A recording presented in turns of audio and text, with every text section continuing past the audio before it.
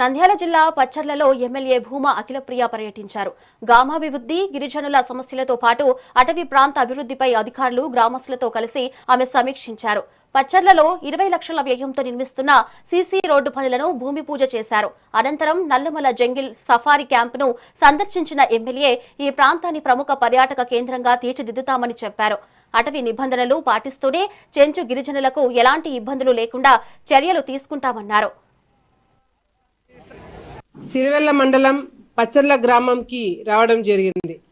మరి ఈ గ్రామంలో ఏదైతే ఇది ఫారెస్ట్ డిపార్ట్మెంట్కి ఎక్కువ అండర్ కంట్రోల్లో ఉండడంతో ఎక్కడైతే రోడ్లు, డ్రైన్స్, ఇంకా కొన్ని డెవలప్మెంటల్ యాక్టివిటీస్ ఏవైతే ఉన్నాయో అది ఎక్కడ కూడా ఇబ్బంది కలగకుండా అటు ఫారెస్ట్ డిపార్ట్మెంట్ తోటి, గ్రామస్తులతోటి, పోలీస్ డిపార్ట్మెంట్ తోటి అందరితో కూడా ఒక చిన్న కోఆర్డినేషన్ మీటింగ్ ఇక్కడ పెట్టుకోవడం జరిగింది.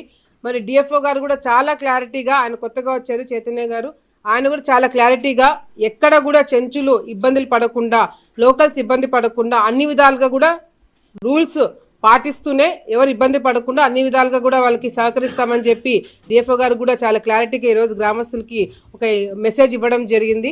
చాలా సంతోషంగా ఉంది. పిఓ గారు కూడా అన్ని విధాలుగా కూడా మేము మా సపోర్ట్ని ఎక్స్టెండ్ చేస్తాము.